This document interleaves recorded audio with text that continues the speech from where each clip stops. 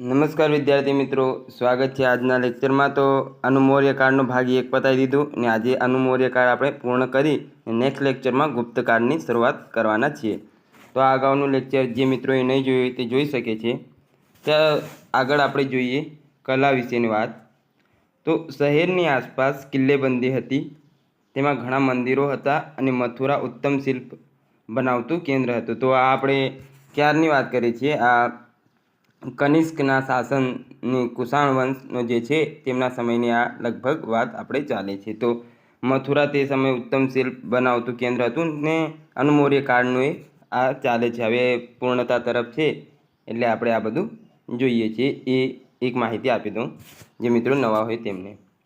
મથુરાના સંગ્રહાલયમાં કનિષ્કની એક ખંડિત મૂર્તિ સંગ્રહિત કરવામાં આવી છે। ત્યારબાદ આગળ જોઈએ કે મથુરા એક ધાર્મિક કેન્દ્ર પણ રહ્યું હતું। મથુરાનું ઘણીવાર આપણે જોઈએ છીએ કે ઉલ્લેખ થતો જોવા મળે છે। બૌદ્ધ, જૈન અને કૃષ્ણના શિલ્પો ત્યાં જોવા મળે છે આપણને। મથુરાના પ્રસ્તર ખડકો તેમજ મૂર્તિઓ પર અભિલેખો મળી આવ્યા છે, જેમાં રાજ્યના રાજા, રાણી, અધિકારીઓ, વેપારીઓ તથા શિલ્પકારો દ્વારા મઠો, મંદિરોમાં કરવામાં આવેલ દાનનો ઉલ્લેખ છે। તો મંદિરોમાં ને અમુક જગ્યાએ ત્યાં અભિલેખો મળેલ છે ને તેમાં જેમણે આ દાન કર્યું તેમને અત્યારે પણ આપણે જોઈએ છીએ કે આપણા દેશમાં અથવા રાજ્યમાં ને ગામમાં એ કોઈ કંઈ દાન કરે તો તેનો આમ અભિલેખ જેવું જ કોતરાઈ દેતા હોય છે, ત્યાં લખાઈ દેતા હોય છે એમ। તો એવું જ તે સમયે જોતું આપણને થતું જોવા મળે છે।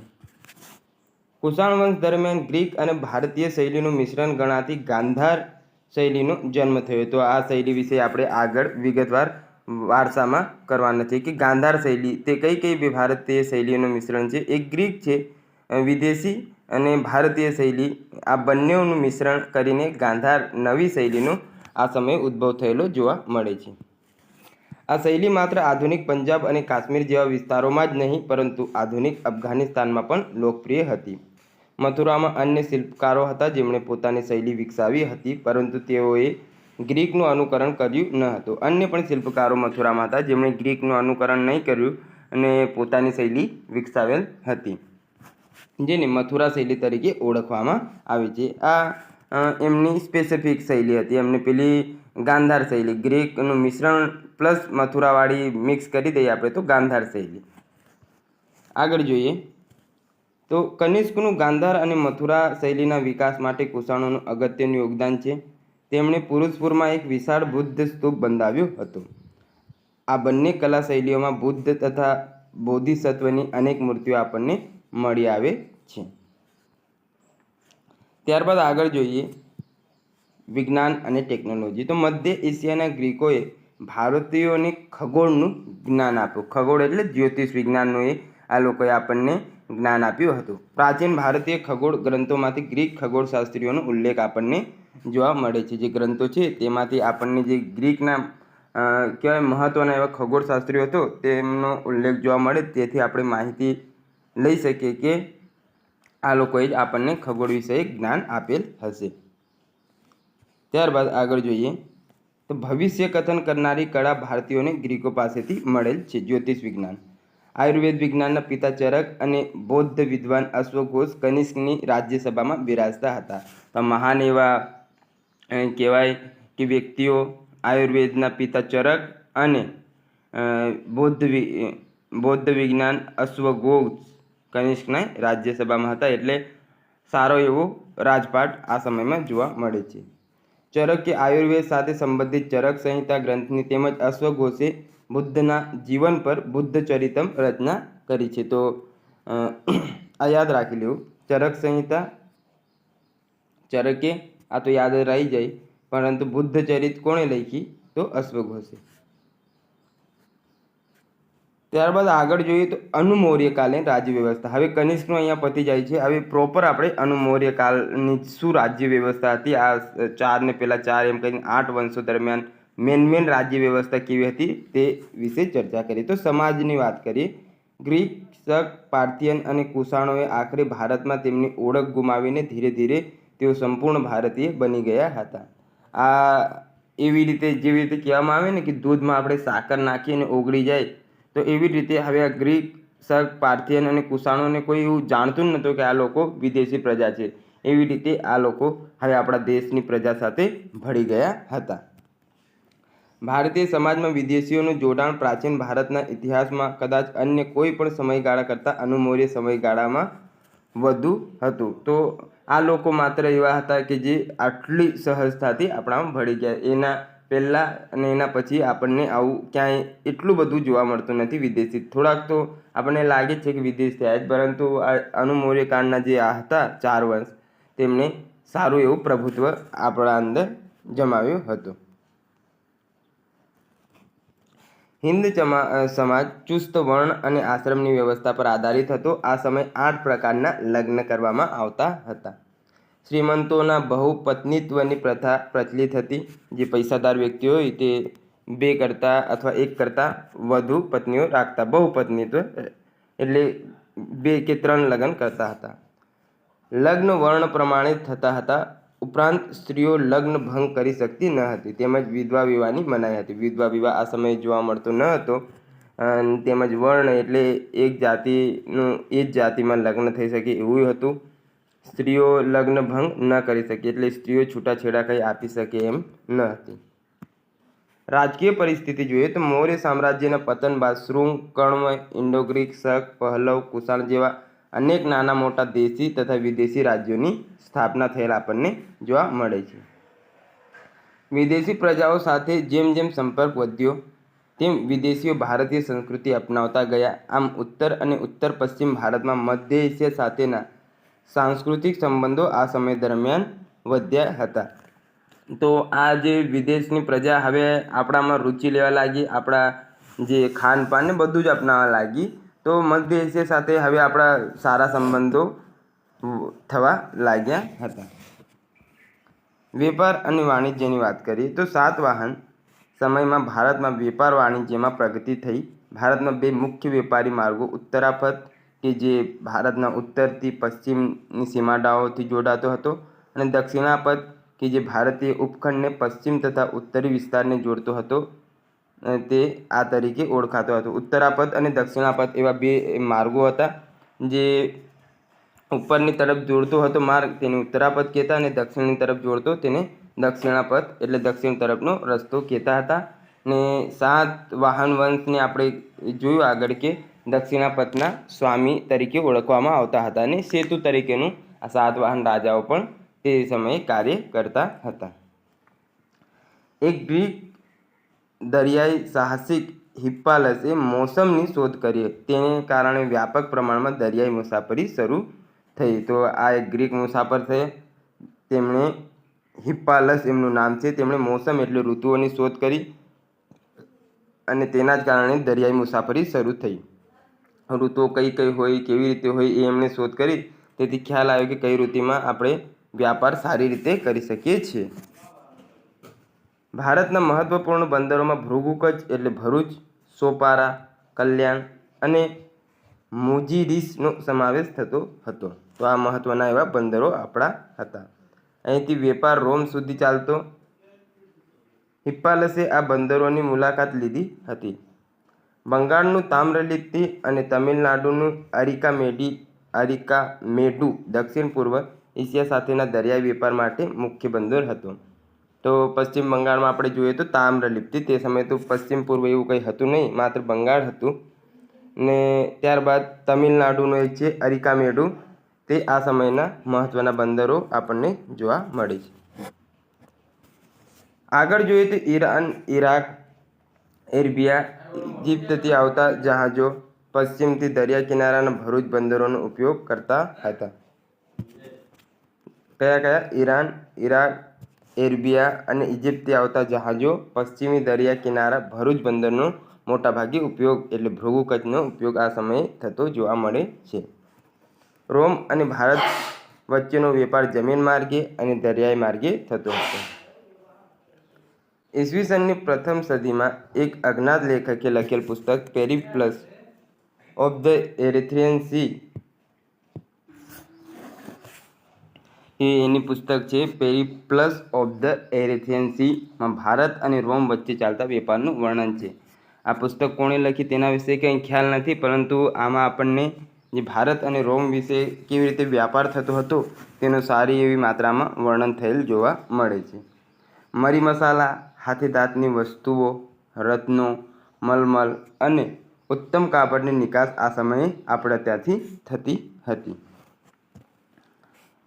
ત્યારબાદ રોમના લોકો મરીને યવનપ્રિયા કહેતા હતા. તો આ પ્રશ્ન બની શકે કે યવનપ્રિયા તરીકે રોમના લોકો કઈ વસ્તુને ઓળખતા? તો મરીને.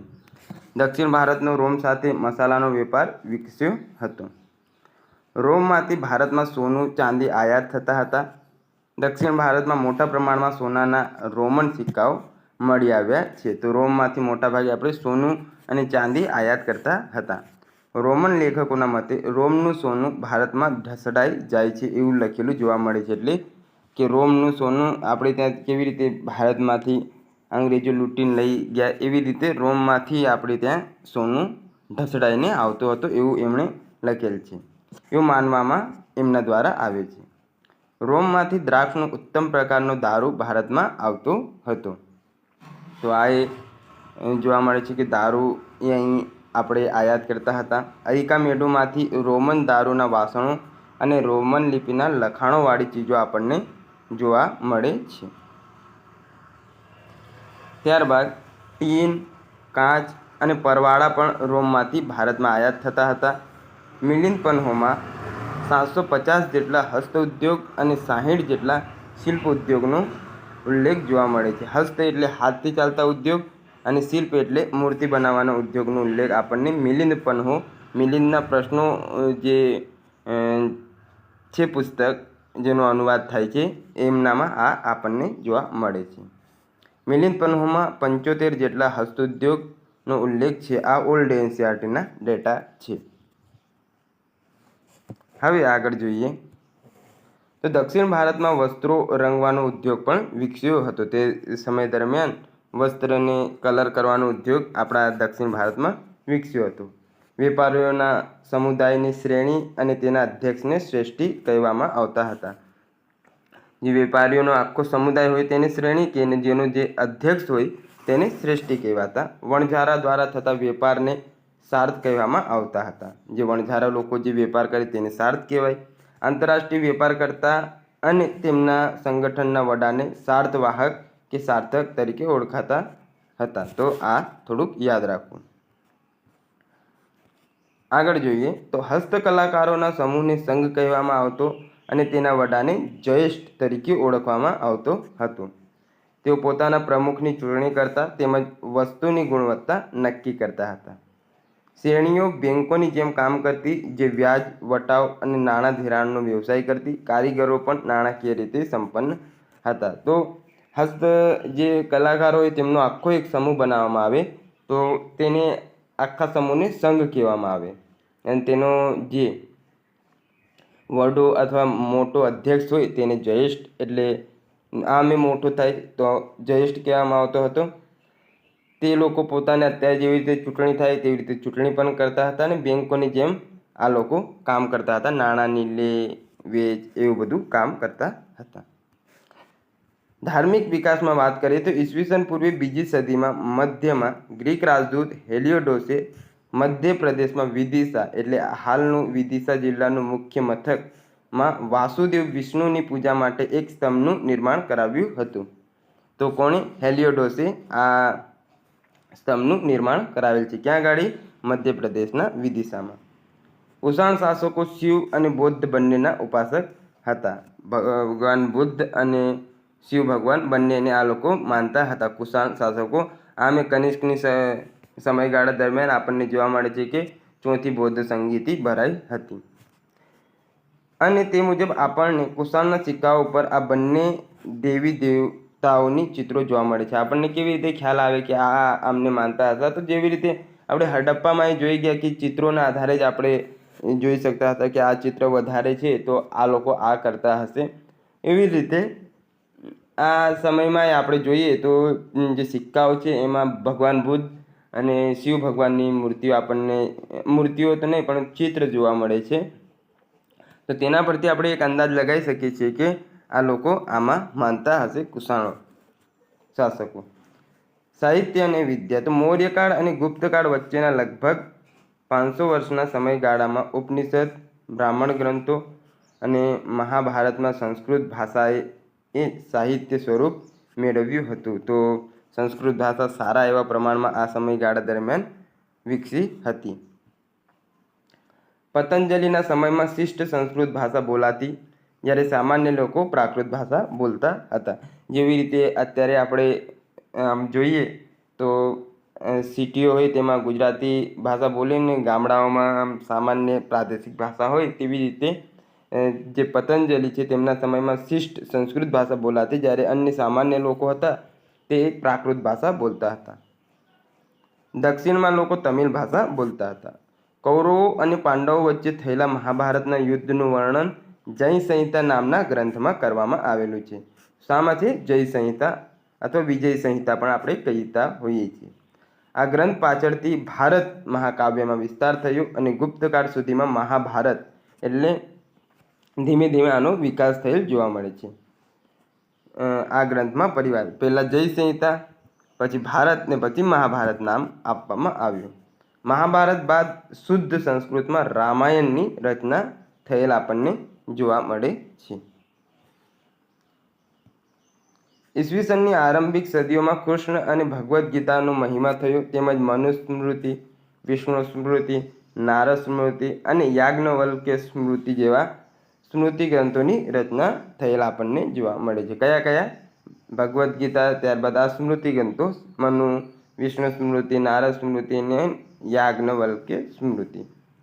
અશ્વઘોષે સંસ્કૃતમાં સારીપુત્ર, બુદ્ધચરિતમ અને સૌંદરનંદન નામના મહત્વપૂર્ણ ગ્રંથ લખ્યા છે. કયા કયા? સૌંદરનંદન છે, બુદ્ધચરિતમ છે અને સારીપુત્ર નામના અશ્વઘોષે સંસ્કૃત ભાષામાં 3 ગ્રંથો વધારે લખ્યા છે, પરંતુ આ 3 મહત્વના અહીંયા આપણને આપેલ છે. કઈ ભાષે ઈસવીસન 2જી અને 3જી સદીમાં સંસ્કૃતમાં સ્વપ્નવાસદત્તમ કૃતિની રચના કરી હતી? તો કઈ ભાષની કૃતિ કઈ છે? સ્વપ્નવાસ સૌદત્તમ. ઉપરાંત ચારુદત્ત પ્રતિજ્ઞાયોગ ગંધરાયણ કૃતિની રચના પણ તેમણે કરી છે. પ્રતિજ્ઞા યોગંધરાયણ ને ચારુદત્ત. ત્રિપિટકની જાતક કથાઓમાંથી આર્યસુરે સંસ્કૃતમાં જાતકમાલાની રચના કરી. તો જાતકમાલાની રચના કોણે કરી? આર્યસુરે સંસ્કૃત ભાષામાં કરેલ છે. પાણિનીએ અષ્ટાધ્યાયી, પતંજલિએ મહાભાષ્ય અને ભરતમુનિએ નાટ્યશાસ્ત્રની સંસ્કૃતમાં રચના કરી. આ યાદ રાખવું, આ પુસ્તકો પૂછાઈ જતા હોય છે. આ પાણિનીની અષ્ટાધ્યાયી જીપીએસસીમાં પૂછાઈ હતી. તો પાણિની અષ્ટાધ્યાયી, પતંજલિ મહાભાષ્ય, ભરતમુનિએ નાટ્યશાસ્ત્રની સંસ્કૃતમાં રચના કરી હતી. ચરક સંહિતા અને સુશ્રુત સંહિતા જેવા આયુર્વેદ સાથે સંકળાયેલ ગ્રંથોની આ સમય દરમિયાન રચના થયેલ આપણને જોવા મળે છે અનુમૌર્ય કાળમાં.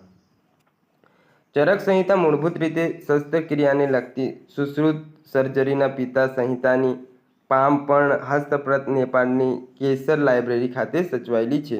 તો ક્યાં સચવાયેલી છે? નેપાળમાં સચવાયેલી છે. ટૂંકમાં એવું યાદ રાખો. વાત, પિત્ત અને કફ 3 દોષો આયુર્વેદના મુખ્ય છે. આ થોડુંક યાદ રાખી લેવું. કયા કયા 3?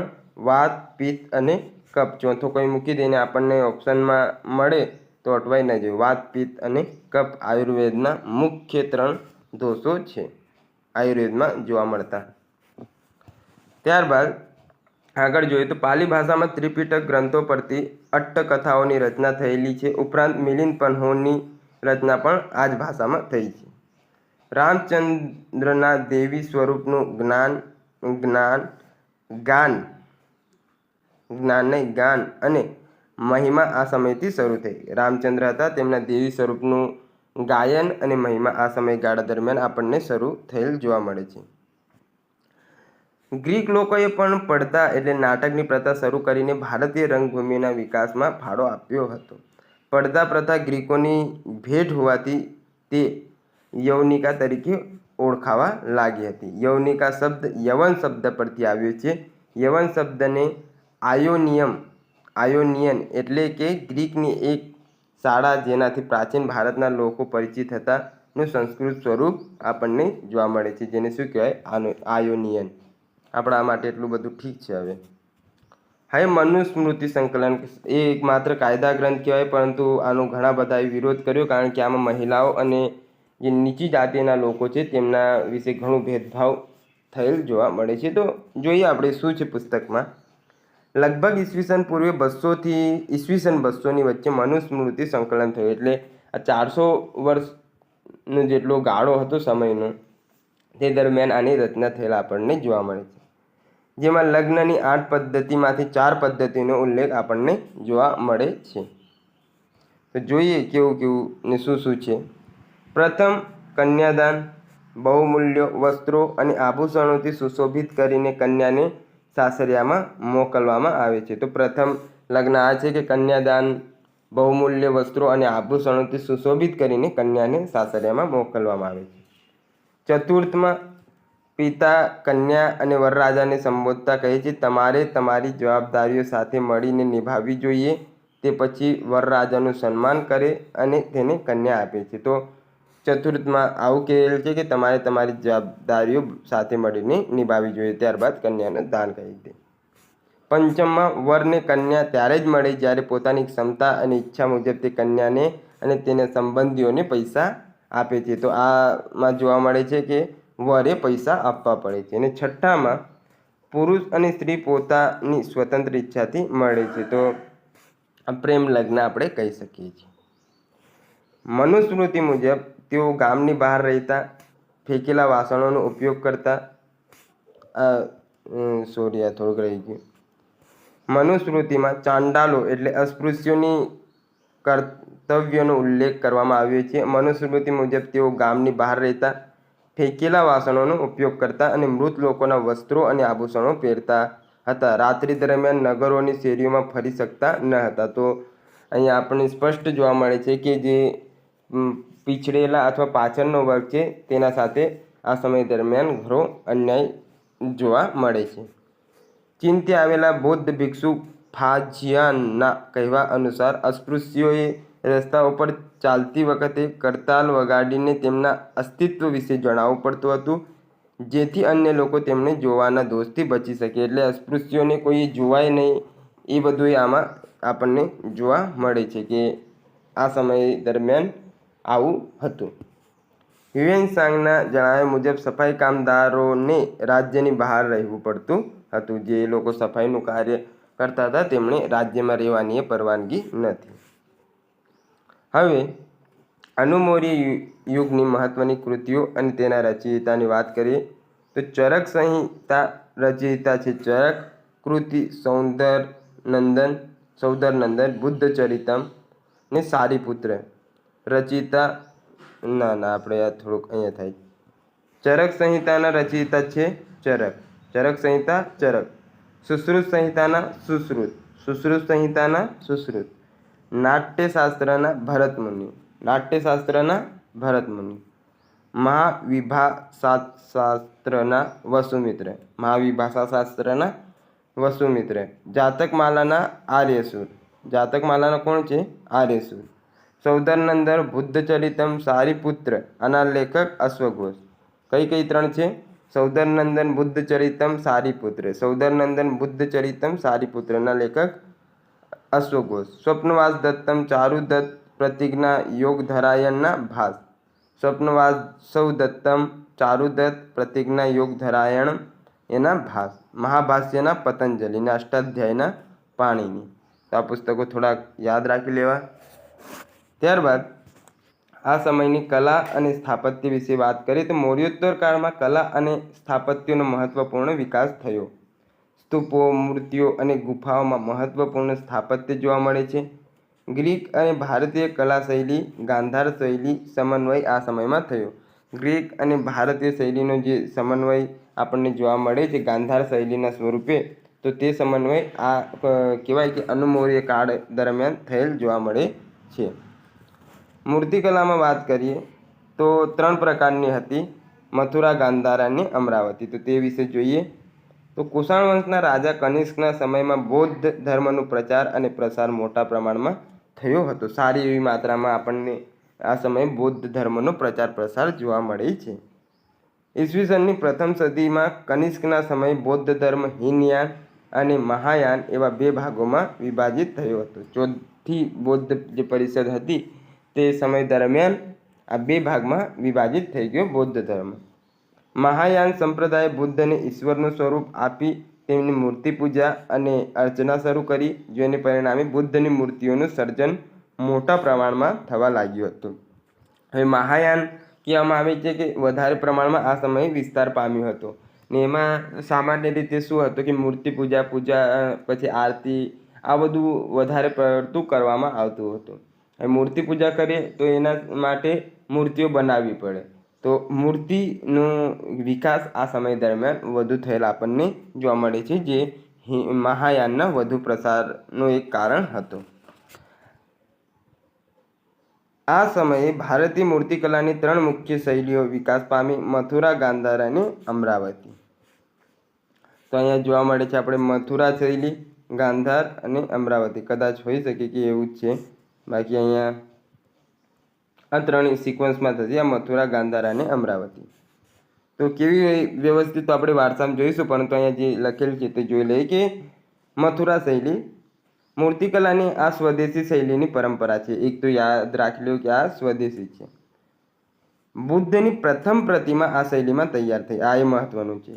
આપણે સ્વદેશી શૈલી છે પ્લસ બુદ્ધની પ્રથમ મૂર્તિ આ શૈલીમાં બનાવવામાં આવેલ હતી.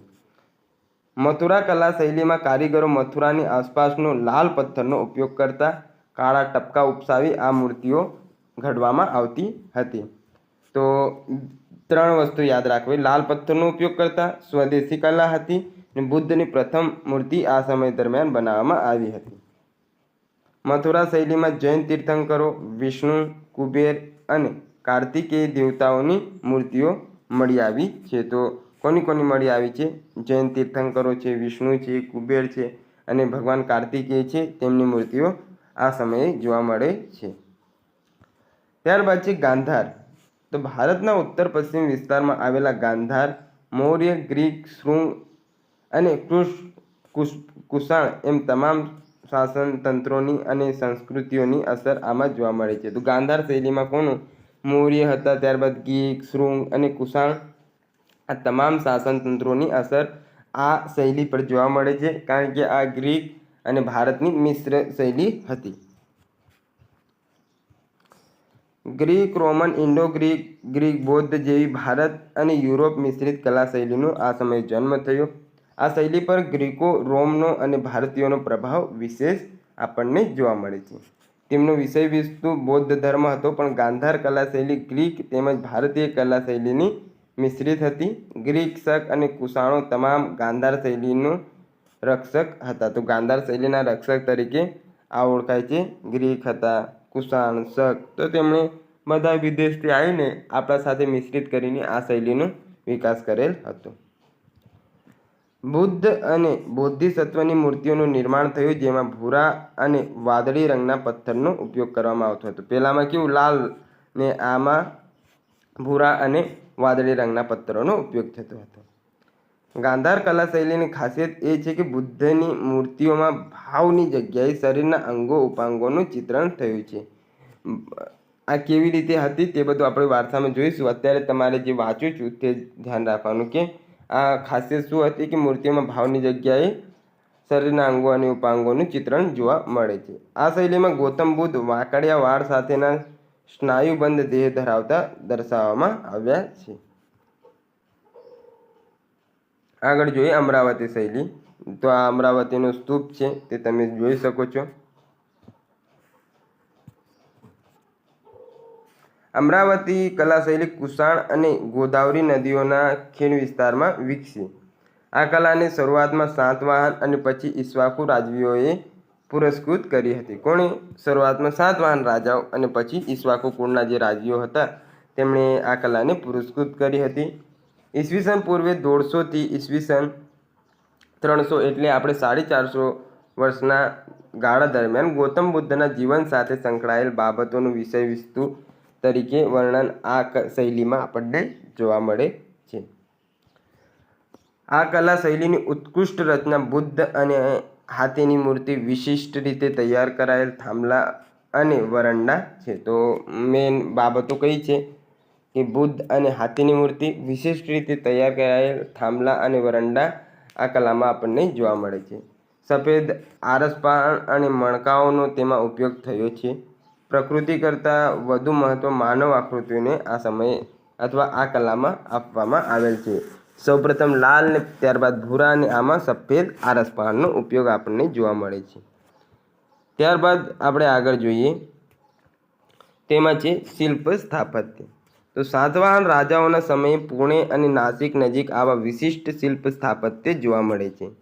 શિલ્પ સ્થાપત્ય ખડકોને કોતરીને ગુફા જેવા બનાવીને તેમાં મંદિરો, ભવન અને વિહારો બનાવવામાં આવતા હતા.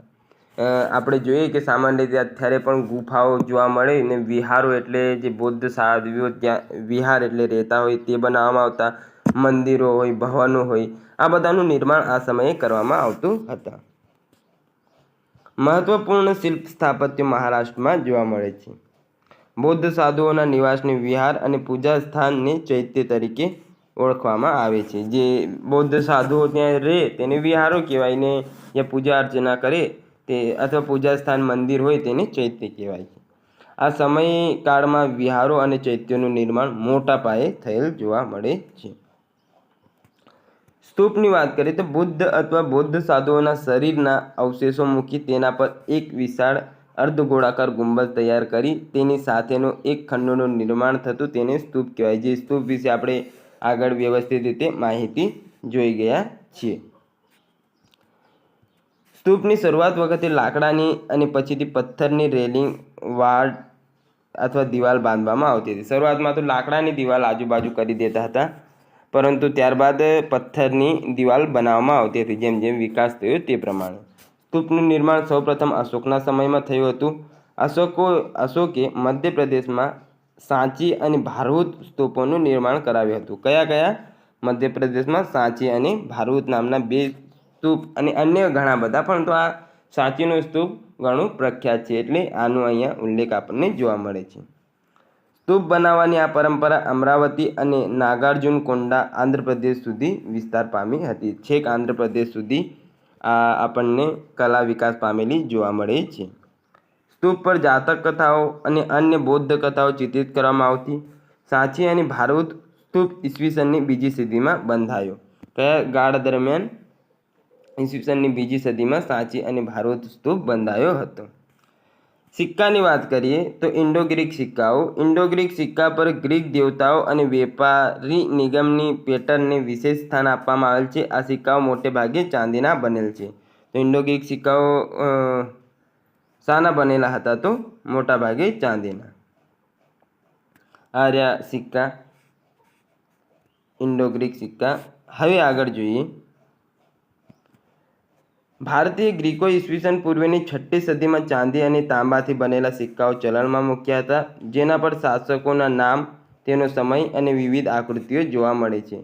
શાસક હોય તેમનું નામ હોય, તેમનો સમયગાળો કયો હતો તે બધું આ સમયગાળા દરમિયાન આપણે સિક્કાઓમાં જોવા મળે છે, જેથી કરીને ખ્યાલ આવી જાય કે કયા રાજાએ આ સિક્કાઓ કોતરાવ્યા અથવા પડાવ્યા હશે. ભારતમાં મળેલ ઇન્ડો ગ્રીક સિક્કામાં મોટા ભાગે ડેમેટ્રિયસ દ્વિતીય અને મિનેન્ડર રાજાઓના સિક્કાઓ જોવા મળે છે. કયા કયા બે? ડેમેટ્રિયસ દ્વિતીય અને ઇન્ડો ગ્રીક જે રાજા છે મિનેન્ડર. ઇન્ડો ગ્રીક સિક્કામાં મિનેન્ડર રાજાના પણ સારા એવા પ્રમાણમાં સિક્કાઓ જોવા મળે છે. ભારતમાં સોનાની સિક્કાની શરૂઆત સૌપ્રથમ યુનાની ગ્રીક દ્વારા કરવામાં આવે છે. આ યાદ રાખજો. સૌપ્રથમ સોનાની સિક્કાની શરૂઆત કોણે કરી? યુનાની અથવા ગ્રીક દ્વારા કરવામાં આવેલ હતી. ઇન્ડો ગ્રીક સિક્કાને દ્રમક તરીકે ઓળખવામાં આવતા હતા, જે ભારતની અંદર દ્રમ તરીકે ઓળખાતા હતા. કયા નામે? દ્રમક અથવા દ્રમ તરીકે ઓળખવામાં આવતા હતા ઇન્ડો ગ્રીક સિક્કાઓને. હવે જોઈએ કુષાણકાલીન સિક્કાઓ. તો કુષાણ રાજા કડફિસસ દ્વિતીયએ ચીન સાથે મૈત્રી સંબંધો વિકસાવ્યા હતા, જેને કારણે ચીન સાથે મોટા પ્રમાણમાં વેપાર થતો હતો. તેમણે સિંહાસન પર બેસેલા હોય તેવા સોનાના સિક્કા બનાવડાવ્યા હતા. આ ઉપરાંત તેણે બળદની પાસે ઊભેલા શિવની આકૃતિવાળા સિક્કા પણ પાડ્યા હતા. તો કોણે? કુષાણ રાજા કડફિસસ દ્વિતીયએ ચીન સાથે સારા એવા સંબંધો બનાવીને આવા સિક્કાઓ બહાર પાડે. સિંહાસન પર બેઠેલા હોય, ત્યારબાદ બળદ પાસે શિવ ભગવાન ઉભેલા હોય એવા સિક્કા એમણે બહાર પાડ્યા હતા. કનિષ્કના સમયના સોનાના સિક્કાઓ વજનમાં રોમન સિક્કાના 124 ગ્રેન બરાબર હતો, જેમાં એક તરફ રાજાની ઉભેલી આકૃતિ આપણને જોવા મળે છે. કનિષ્કના સમયમાં સોનાની સિક્કાની શુદ્ધતા ગુપ્ત સમયના સોનાના સિક્કા કરતાં વધારે હતી. બની શકે ગુપ્ત કાળમાં સોનું થોડુંક ઓછું થવા લાગી ગયું એને થોડુંક મિશ્રણ હવે ચાલુ થવાનું લાગી ગયું, પણ કનિષ્કના સમયમાં કહેવાય કે સારું એવું પ્રમાણમાં સોનાના સિક્કાઓની શુદ્ધતાવાળા આપણને જોવા મળે છે. સાતવાહન વંશના સિક્કાઓ જોઈએ તો સાતવાહન સમયના મોટાભાગના સિક્કાઓ તાંબા અને નિકલમાંથી બનેલ છે. આ આપણે જોઈ શકીએ છીએ. આ ઉપરાંત તેઓએ ચાંદીના સિક્કાઓ પણ બહાર પાડેલા છે, જેમાં હાથી, સિંહ અને ઘોડાની આકૃતિઓ જોવા મળે. કયા કયા પ્રાણીઓ? 3: હાથી, સિંહ અને ઘોડો. હાથી જે સૌથી મોટો, અને ઘોડો તે સમયે પ્રખ્યાત હતો યુદ્ધ માટે, અને સિંહ જંગલનો રાજા. તો આવી રીતે આ 3 પ્રાણીઓના અહીંયા ચિત્રો જોવા મળે છે. સાતવાહન રાજાઓએ 2 અશ્વમેઘ યજ્ઞો કર્યા હોવાથી તેમણે તેમના સિક્કામાં ઘોડાનું ચિહ્ન મૂક્યું હતું. તો અશ્વમેઘ યજ્ઞમાં કેવું હોય કે હવે સમજાવી દઉં. અશ્વમેઘ યજ્ઞમાં મેન કેવું હોય કે તમારે ઘોડો છોડી દેવાનો હોય. એ હવે ટ્રેન જ રહેતો હતો ઘોડો, તે છોડી દે પછી જ્યાં સુધી એ ઘોડો જાય તે આખું રાજ્ય તે રાજાનું ગણાતું હતું. જો તમારે વિરોધ કરવો હોય તમે યુદ્ધ કરી શકો, તાત્કાલિક યુદ્ધ કરવું, કારણ કે પાછળથી તો સેના આવતી હતી. એટલે એક પ્રમાણે જમીન હડપવાનો આ એક યજ્ઞ આ સમયે કરવામાં આવતો હતો.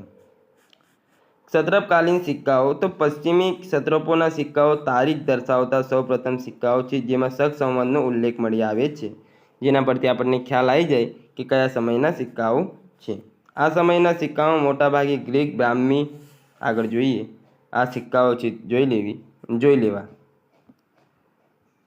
ગ્રીક, બ્રાહ્મી અને ખરોષ્ટી લિપિની પંક્તિઓ જોવા મળે છે. મોટાભાગના સિક્કાઓનું નિર્માણ તાંબામાંથી કરવામાં આવેલ છે, જેમાં રુદ્રસિંહ પ્રથમ અને વીરદામનના સિક્કાઓ મહત્વના છે. કોના? રુદ્રસિંહ પ્રથમ અને વીરદામનના, જે આપણે આકૃતિમાં જોઈ ગયા. અને આ તરફ છે આકૃતિમાં ઇન્ડો ગ્રીક સિક્કાઓ છે, જેમાં રાજાનું ચિત્ર અને વગેરે જોવા મળે છે. હવે જોઈએ દક્ષિણ ભારતનો ઇતિહાસ. તો ભારતીય ઇતિહાસમાં દક્ષિણ ભારતનું મહત્ત્વ ઘણું ખરું રહ્યું છે, જેમાં એક વિશિષ્ટ પ્રકારની સંસ્કૃતિ જોવા મળે છે, જેને મહાપાષાણ સંસ્કૃતિ તરીકે ઓળખવામાં આવે છે. તો દક્ષિણ ભારતની સંસ્કૃતિને કયા નામે ઓળખવામાં આવે છે? તો મહાપાષાણ સંસ્કૃતિના નામે ઓળખવામાં આવે છે. ત્યારબાદ આગળ જોઈએ તો મહાપાષાણ સંસ્કૃતિનો સમય ઈસવીસન પૂર્વે 1200 થી ઈસવીસન પૂર્વે 300 સુધીનો ગણાય છે. ઈસવીસન પૂર્વે 1200 થી 300 એટલે લગભગ 900 વર્ષ સુધીનો સમયગાળો હતો. દક્ષિણ ભારતની આ મહાપાષાણ સંસ્કૃતિ યુરોપની મહાપાષાણ સંસ્કૃતિ સાથે સામ્યતા ધરાવે છે. તો પ્રશ્ન બની શકે કે જે દક્ષિણ ભારતની સંસ્કૃતિ કઈ સંસ્કૃતિ સાથે થોડી ઘણી સામ્યતા ધરાવતી હતી? તો યુરોપ સાથે. આ સંસ્કૃતિમાં મૃતાત્માને દફન કરવાની વિશિષ્ટ રીતે જોવા મળે છે, જેમાં દફનના સ્થળની ઉપર પથ્થરોની ગુંબજવાળું સ્થાપત્ય તૈયાર કરવામાં આવતું હતું. કબરો રહેણાંકથી દૂર બનાવવામાં આવતી. આ કબરોની આસપાસ શિલાઓ જોવા મળે છે. કાળા અને લાલ માટીના વાસણો આ સંસ્કૃતિમાં મળી આવ્યા છે. તો ગુંબજવાળું સ્થાપત્ય એટલે મૃત્યુ પામે તો તેના ઉપર બનાવવામાં આવતું હતું. ને કબરો અત્યારે જેવી રીતે આપણે ગામથી દૂર રાખીએ છીએ એવી જ રીતે આ સમયે પણ કબરો દૂર રાખવામાં આવતી હતી.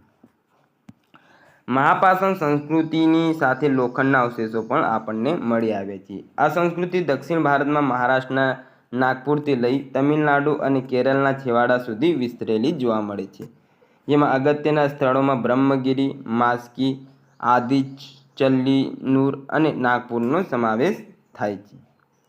મહાપાષાણ કાળની કબરોમાંથી તીર, કટાર, તલવાર, ત્રિશૂલ, કોદાળી, કુહાડી, કોસ જેવા લોખંડના હથિયારો આપણને પ્રાપ્ત થતા જોવા મળે છે. તેમજ ઘઉં અને ચોખા જેવા અવશેષો પણ મળી આવ્યા છે. પરિણામે તેઓ કૃષિ પણ જાણતા હતા. તો આ બધા જે સાધનો આપણને મળી આવ્યા એના પરથી આપણે અંદાજ લગાવી શકીએ કે તેઓ કૃષિ કરતા હશે અને શિકારની પ્રવૃત્તિઓ પણ કરતા હશે, કારણ કે આ લોખંડના ધારદાર એવા સાધનો આપણને મળી આવ્યા છે. સંગમ યુગમાં જોઈએ તો ચેર, પાંડ્ય અને ચોલ આ 3 શાસકો હતા, જે આપણે દક્ષિણ ભારતના ઇતિહાસમાં સારી રીતે જોવાના છીએ. દક્ષિણ ભારતના ઇતિહાસમાં મહાપાષાણ પછી સંગમ યુગને સૌથી મહત્વનો યુગ ગણાવી શકાય. સંગમ શબ્દનો અર્થ કવિઓનું સંગઠન અથવા તો સંઘ એવો થાય છે. તમિલની સૌથી જૂની રચનાઓને સંગમ સાહિત્ય કહેવામાં આવે છે, જેની રચના લગભગ 2300 વર્ષ પહેલાં થઈ ગઈ છે. તમિલની જે સૌથી જૂની સાહિત્ય રચનાઓ હોય તેને શું કહેવામાં આવતું હતું? સંગમ. ઈસવીસન પૂર્વે 300 થી 300 સુધીના દક્ષિણ ભારતના ઇતિહાસને જાણવાનું કાવ્યમય સંગ્રહ આમાં આપણને જોવા મળે છે. એટલે 600 વર્ષ જેટલો સમયગાળો આપણને અહીં જોવા મળે છે. તો અહીં છેલ્લે આપણે એક પેજ બાકી રહે છે તે બાકી રાખીએ, કારણ કે લેક્ચર વધી ગયું ને થોડુંક હવે થાક જેવો લાગે છે. તો નેક્સ્ટ લેક્ચરમાં આટલું થોડુંક સંગમ સાહિત્ય અહીંથી જોઈ લઈશું, સંગમ યુગનું, ને પછી ગુપ્ત યુગ શરૂ કરી દઈશું. તો મળીએ નવા લેક્ચરમાં, ત્યાં સુધી જોડાયેલા રહો.